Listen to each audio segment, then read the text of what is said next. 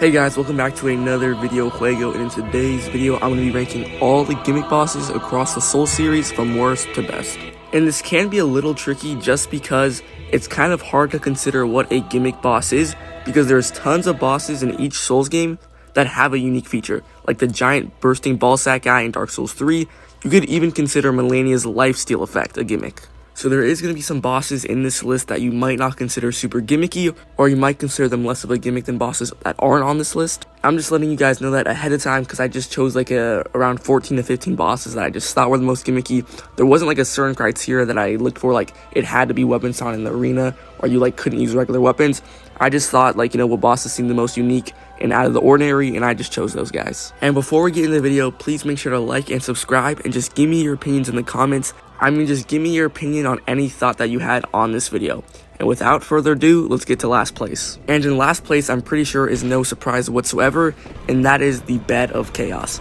I firstly want to state that this boss does look super cool. The entrance is really the entrance is just fun and cool, where you're just sliding down this giant ramp into this giant arena where you're fighting this like chaos tree monstrosity. And I think the whole idea of the fight is relatively cool. Like there's like 2 weak points that you have to break, and then you can finally go through the middle.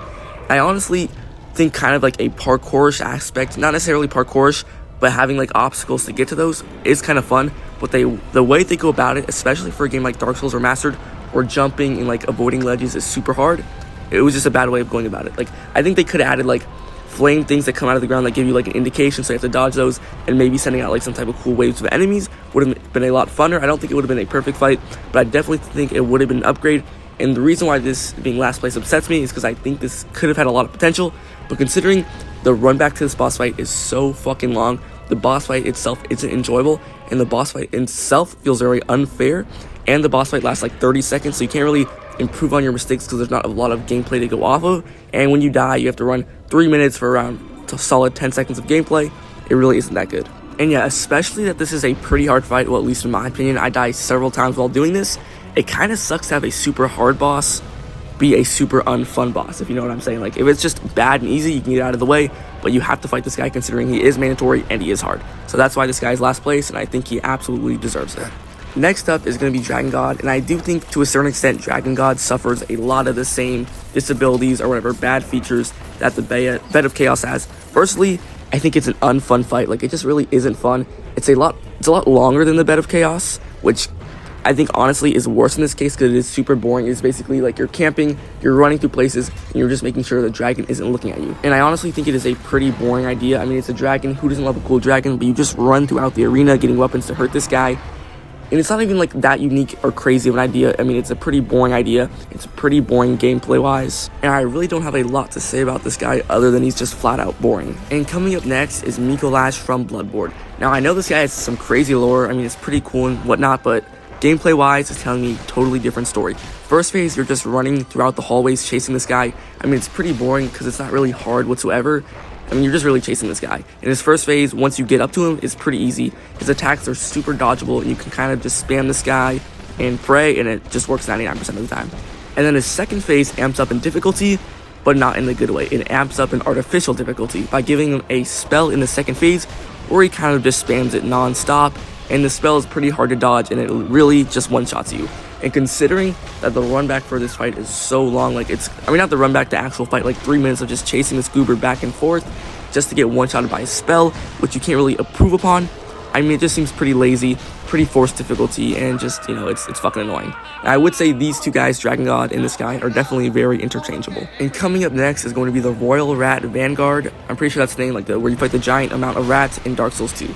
Now, thinking back on this, I don't know if it's necessarily a gimmick in terms of how I've compared all these other bosses, because these other bosses have like a very unique feature, like where you have to chase them around the arena, kill them with a giant plunge attack, and they're only killable by one way.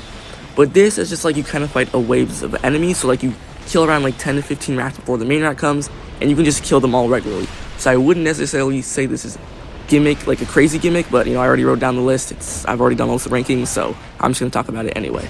And honestly, this is just a boring fucking fight. You're in a pretty enclosed arena. I think the statues add a little bit of strategy and swiftness that you have to have, where you can bait the rats and do certain types of, patterns, and just like prevent yourself from getting that Petrifying Curse thing, which obviously adds a whole nother type of strategy and helps prevent the difficulty in ganking of the rats, which would be a normal complaint for me. But nonetheless, it's pretty easy to kill those rats considering they're just regular rats that you 1 or 2 shot, and once the big rat comes, he does have a little bit more HP, but really this guy has probably less HP than the last giant. This guy has so little HP, and he's just a fucking rat. He's literally like the rest of the rats, but he has a little mohawk on top of him.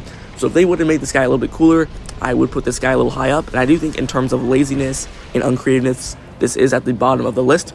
But this is a completely optional boss, and he is super fucking easy, so if you don't like him, you can totally skip him, or if you don't like him, you can probably first try this guy. And coming up right after that is High Lord Wolnir from Dark Souls 3. Now, I would like to say this guy does look pretty cool. I like the whole concept where you like enter that goblet thing or whatever you want to call it, and you're fighting this giant skeleton. But the boss fight is pretty fucking easy, and it's just pretty boring. There's not much to do here. And I would say at this point where the bosses are, they're not bad. Now, from here on, the bosses are either mediocre or pretty good. So being easy isn't necessarily a good thing anymore. Because if you don't like the boss, you want it to be easy, you want to get it over with.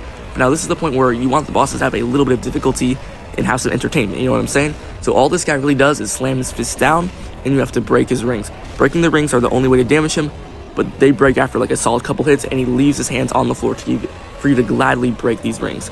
The only hard part about this fight is when he like vapes all over you and whatnot, which will destroy your health, but it's pretty easy to see that coming, and it's not like he just spams that attack. And coming up next is going to be the Ancient Wyvern from Dark Souls 3, another Gimmic boss fight from Dark Souls 3, 2 in a row. And I definitely think people would have wanted me to place this guy lower and whatnot, because I don't think a lot of people like this guy, but I definitely think he's underrated. I'm not saying he's a good boss fight by any means, but I kind of like the idea, like, where you can't really fight this dragon, he's too fucking strong, so you have to venture throughout the area, like you're going in a circle around him, going through buildings, fighting or dodging or avoiding enemies on the way, while just navigating yourself through this parkour. Not necessarily parkour, but you're just navigating through this area while he'll occasionally breathe fire on you, which has to, like, enables you to be stealthy, or not stealthy, but just like be fast with it and have a little bit of strategy. And I really don't mind this at all. I think this is pretty fun. I've never really struggled with it too hard, so I don't think like it feels unfair or whatnot. I mean, it has a solid amount of difficulty for a Gimmic fight. I also think the dragon looks really cool. Just the area in general looks really cool, and it fits the theme super well. And I love at the end where you just plunge attack him. I think it's all super manic, and I personally like this fight, and I really don't get the hate for this fight. And coming up next is another Dark Souls 3 Gimmic boss fight. This one kind of borderlines, the boundaries of what a Gimmic is, but this is the giant bursting ball guy from Dark Souls 3. And basically, this is a giant tree-like creature that has tons of balls, like pussy, ooey-gooey balls all over him, and that is the only way to damage them, so you have to keep hitting these balls till they explode all over you. Second phase, it gets a little bit more interesting. It's nothing crazy. He'll fall through the giant floor, killing all the enemies, so you don't really have to worry about that, which I can appreciate, because I don't really like having to fight trash mobs or just enemies in general while I'm fighting on the boss. That way I can just lock in, and it feels a lot more fair and skillful. In his second phase, he'll like grow an arm, which adds more variety and more attacks, which obviously I can appreciate. I do think this boss looks kind of cool. It is a little gross. You definitely do not want to be eating while fighting this guy, but yeah, there's nothing too crazy about this fight. He's not like a really bad fight, he's not a really good fight. At times it can be a little annoying trying to hit the balls on him, but nonetheless, this is your average boss, maybe slightly below average or pretty decently below average in Dark Souls 3, but for a Gimmic boss fight, I think it's right in the middle. And coming up next, I think this is the 6th bot, maybe 5th, I'm not quite sure, but that is going to be the folding screen monkeys from Sekiro. Now, in hindsight, the idea of just chasing around these, just fucking regular monkeys in general, sounds like it would not work. Like, compared to all these other boss ideas, like the giant fucking flaming dragon, a chaos tree, like this just sounds so much more plain and not as interesting, but it just plays out pretty fun. Like, I don't think this is a crazy, extraordinary fight by any means, but I think it is a great refresher from Sekiro, because there's only one other Gimmic boss in Sekiro, and the rest of them are just super skilled combat. So I think this is a little refreshing, and it's not like a serious fight. You don't have to really lock in, because you're not going to really die in this fight. You're just chasing around monkeys. If you miss them, it's not like you're going to die or anything like that. Like I just said, you can kind of just keep chasing them, come up with strategies on the spot to try to get them, which I think is pretty fun. And I am really a fan of boss fights that do make you think, and this one really makes you think. Like, there's 4 different monkeys. They look different, so you can know that they have different abilities. Like, there's one that hears really well, so you have to use the arena to, ring that bell to make him deaf for a short period. That way you can sneak up on him. There's one that sees really well, so you have to, lure him into a dark room where you can get him. And I forget the other 2 ones, but they all have unique abilities that has to make you think and, have different strategies for getting them, which I obviously really like. And coming up next is going to be Gwendolyn, I think, from Dark Souls Remastered. Now, I think I might be overglazing this boss a little too much. I don't think it's absolutely crazy or anything, but I feel like a lot of you guys would definitely put it lower. And that's probably just because it is a super short fight. I mean, if you know what you're doing, and the boss fight is pretty easy. It doesn't have a lot of health, and it gives you a lot of opportunities to damage it. I would also like to say the boss before this boss, and the 2 ones after it are all pretty interchangeable in my opinion. I think they're all on pretty much the same level at least. But yeah, for this guy, you're running through a basically infinite hallway. I'm pretty sure if you run for 10 minutes straight, you will reach the end, but I kind of like how it's basically infinite. And basically all this boss does is shoot spells at you while teleporting backwards in this hallway. So you have to dodge the spells and hit this guy before he teleports back and repeats the same process. And honestly, it can sound a little repetitive, but I didn't feel like it was that repetitive. This boss literally, I'm pretty sure, only has 3 moves. One where it shoots a giant like crystal soul spear that will basically one-shot you. One where it shoots like these following soul arrows, and one where it shoots a bow. But these moves are all very different. Like, they require very different ways of dodging them. So I think even though there's only 3 attacks, they make the gameplay very different. And obviously, I can appreciate that. And I still think this boss fight is pretty fun. It's obviously optional, but I do think it is a little too easy. Now, coming up next is going to be the Storm King from Demon Souls. And I do think this is a very good gimmick boss fight in terms of what most gimmick boss fights are good at. I mean, I just think it does really well what most gimmick boss fights are good at, is what I'm trying to say. But yeah, so the arena is just obviously, it looks really cool. The atmosphere is so cool. I mean, just the weather, the way the bosses look, or just the boss in general, and the flying fucking stingrays or whatever you want to call it, and the weapon you get, it's just all so cool. The main thing that this fight does struggle with is just like gameplay. Like, it's not going to be hard whatsoever.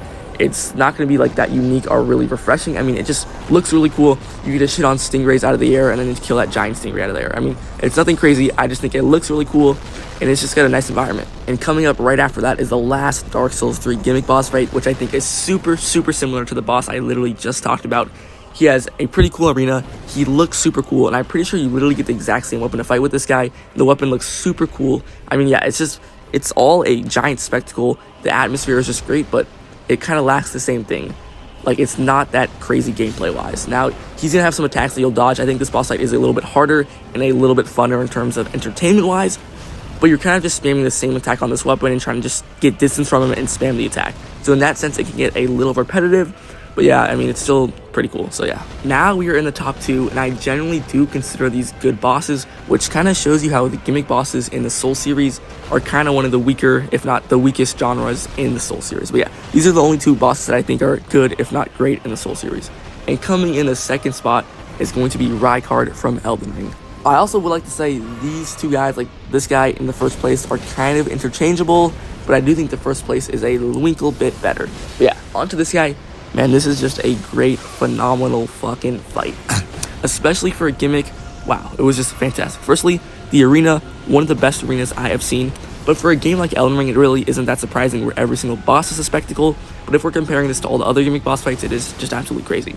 Secondly, this is one of the gimmick boss fights that has fabulous gameplay. He has several different attacks that are not only threatening, but they're fun to dodge. You have to think, you have to memorize his attack patterns. It's actually challenging, and in a fun and good way. He also has a second phase which just amps up crazy with those flying death skulls. He just looks different. The cutscene is fucking crazy. I mean, really everything about this boss fight is really good. I think the only thing holding it back is that it is a gimmick boss fight, that you have to use this one certain weapon. I think if this wasn't a gimmick boss fight, it would be even better, but I still think as a gimmick boss fight, it is just absolutely fantastic.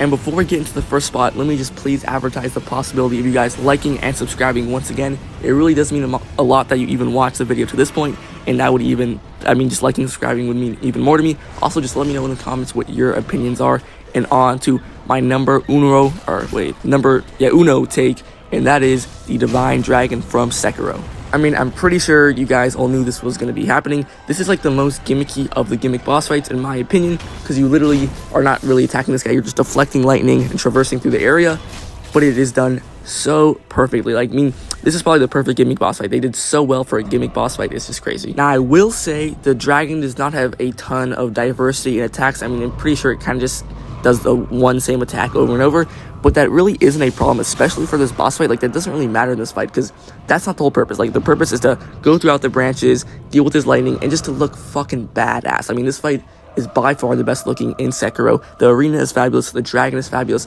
and when you are deflecting that lightning in midair or whatever you're doing, it just looks so cool. I think the main purpose of this fight was to make you look cool and to get you hyped, and it perfectly achieves that. And in a sense, this boss fight is like the opposite from Rykard, because Rykard kind of seems like, you know, you're in a deep, fiery place underground, kind of seems like hell. In this one, you're above the fucking clouds fighting a divine dragon. So I think that is a little kind of cool contrast there. And yeah, this boss fight is really good. Thank you guys so much for watching this video, and I will hopefully see you in the next one.